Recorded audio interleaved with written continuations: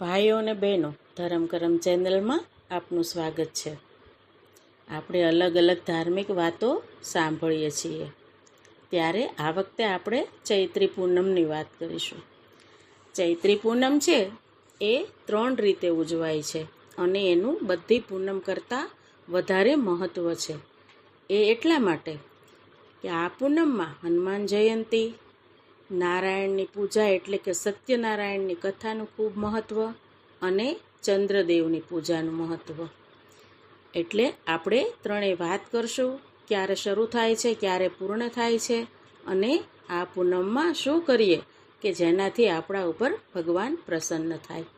તો સૌથી પહેલાં આપણે એ જાણીએ કે ચૈત્રી પૂનમ છે એ 23 તારીખે સવારે 4:15 શરૂ થઈ 24 તારીખે સવારે 6:04 પૂર્ણ થાય છે.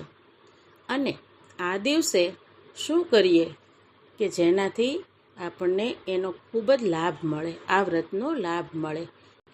તો આ દિવસે ભૂખ્યાને અન્ન આપવું અને ગરીબ લોકોને વસ્ત્ર આપવા, આનું સૌથી વધારે મહત્ત્વ છે. જો આપણે પૂનમના દિવસે સત્યનારાયણનો પાઠ કરવાના હોઈએ તો કથા કર્યા બાદ આ વસ્તુ કરી શકાય અને કથા કર્યા બાદ બ્રાહ્મણોને ભોજન પણ કરાવી શકાય છે. અને આ કરવાથી આપણા બધા જ પાપનો નાશ થાય છે. અને કદાચ આપણાથી આવતા સમયમાં ભૂલ થાય તો પણ પ્રભુ આપણને માફ કરે છે. એવું આ પૂનમનું વિધાન છે. એટલે પૂનમના દિવસે આપણાથી જેટલું થાય એટલું દાન કરવાનું અને નારાયણનું સ્મરણ કરવાનું, ઓમ નમો નારાયણના જાપ કરવાના. આ એક અદકેરું મહત્ત્વ છે. બીજી વાત, ચંદ્રદેવ છે એને પ્રસન્ન કરવા માટે અને આપણા જીવનમાં શીતળતા અનુભવવા માટે આપણે ચંદ્રદેવનું વ્રત કરીએ છીએ, જેમ કે પૂનમનું વ્રત. તો ખાસ આ દિવસથી પૂનમ શરૂ કરી અને આવતા ચૈત્ર માસ સુધી 1 વર્ષની પૂનમ કરીએ તો બહુ સારું કહેવાય. તો શું કરવું જોઈએ એમાં?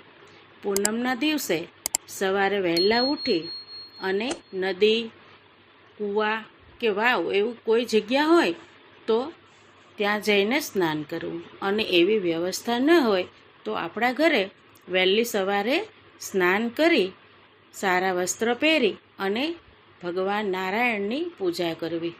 અને નારાયણની પૂજા કરી અને ત્યાં જ આપણે સંકલ્પ લઈ લેવાનો કે નારાયણ, આજે તમારી પૂનમ સાથે અમે ચંદ્રદેવની પૂનમ ચાલુ કરીએ છીએ, એટલે અમને આશીર્વાદ આપજો. આમ કહી અને આખો દિવસ ફળાહાર કરી અને રહેવું. અને સાંજે ચંદ્રદેવને ધરવા માટે કોઈ પણ સફેદ વાનગી બનાવવી.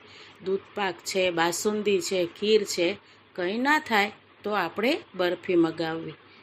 આ બધું તૈયાર કરી, પૂજા તૈયાર કરી અને રાત્રે જ્યારે ચંદ્રદેવના દર્શન કરીએ ત્યારે ઊભા રહી અને આપણે જળ અર્પણ કરવું અને પૂજા કરવી.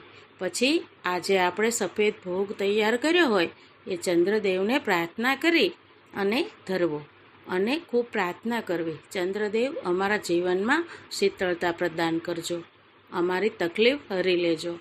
કારણ કે આ પૂનમનું ખૂબ મહત્ત્વ છે. અને સંકલ્પ લેવો કે અમે આજથી પૂનમનું વ્રત શરૂ કરીએ છીએ, જે સારી રીતે પૂર્ણ થાય. આવી રીતે ચૈત્રી પૂનમથી પૂનમનું વ્રત શરૂ થાય અને આવતા વર્ષે પૂરું થાય. પછી વાત નારાયણની.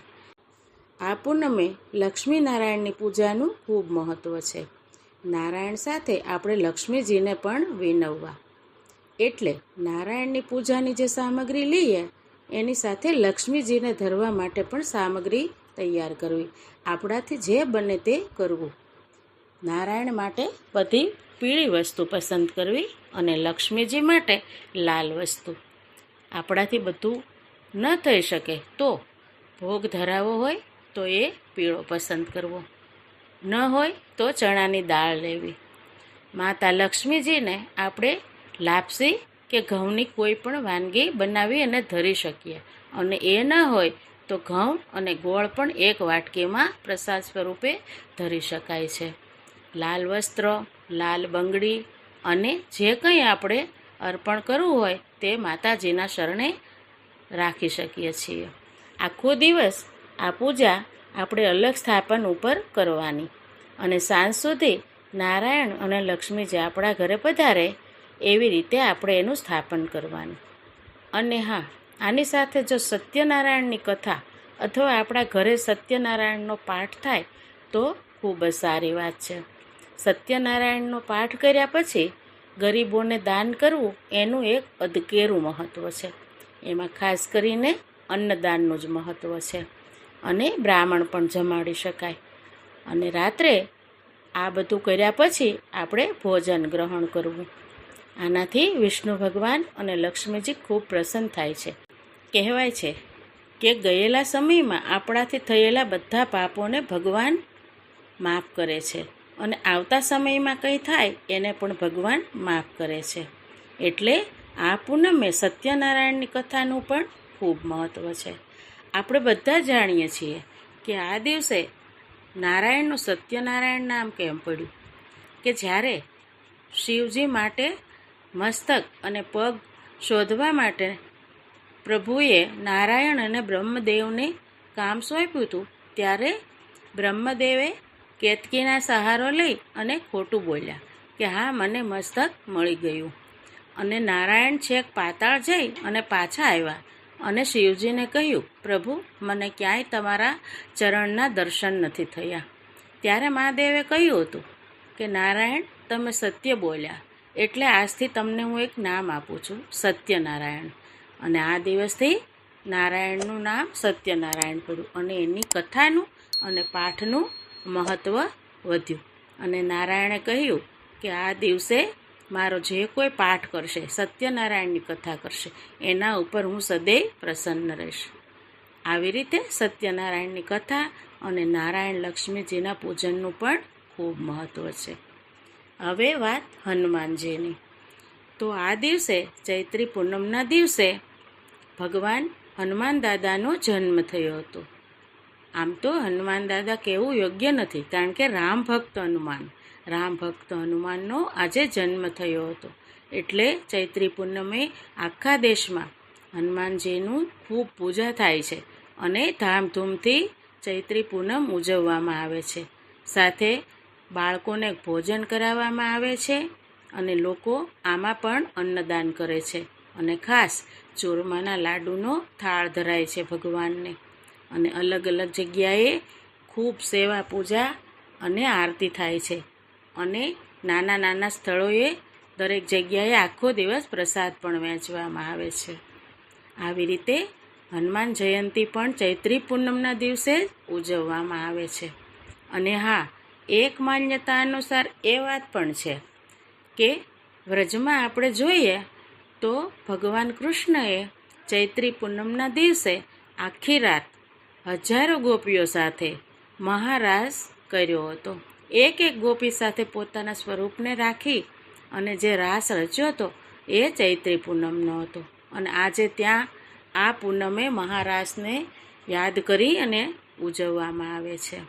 એટલે મહારાસની પૂનમ પણ કહેવાય છે. આવી રીતે ચૈત્રી પૂનમ છે એનું અલગ અલગ મહત્ત્વ છે. અને એક પૂનમે જ તે બધું સાથે હોવાથી આ દિવસનું મહત્ત્વ વધી જાય છે. પૂજા પાઠ અને ધાર્મિક ક્રિયાઓ કરવાથી આપણને બધી તકલીફથી ભગવાન મુક્ત કરે છે અને ભગવાન આપણને આશીર્વાદ આપે છે. તો આપણે પણ નારાયણ, લક્ષ્મીજી, ચંદ્રદેવ અને હનુમાન દાદાને પ્રાર્થના કરીએ કે અમારા જીવનના બધા કષ્ટ દૂર કરો અને અમારા જીવનમાં પણ આનંદ રહે એવા આશીર્વાદ આપો અને અમારા બધા પાપોથી અમને મુક્ત કરી અને ધાર્મિક ક્રિયાઓ અને પૂજાપાઠ કરવા માટે સક્ષમ કરો, જેથી અમે આવી પ્રવૃત્તિમાં જોડાઈ અને તમારું ભજન કરી શકીએ. તો ભાઈઓ અને બહેનો, આ ચૈત્રી પૂનમનું ખાસ મહત્ત્વ છે. તો આપણાથી જે કંઈ બને એ આપણે બધા કરીએ અને પ્રભુ કૃપા પામીએ. તો આ હતી ચૈત્રી પૂનમની વાત. અને હા, ધરમ કરમ ચેનલના ભાઈઓ અને બહેનો, હજી આપણે આ ચેનલને લાઈક, શેર અને સબસ્ક્રાઈબ તો કરવાની જ છે, એટલે ભૂલતા નહીં. તો ચૈત્રી પૂનમના જય શ્રી કૃષ્ણ, જય હનુમાન દાદા અને ઓમ ચંદ્ર દેવાય નમઃ.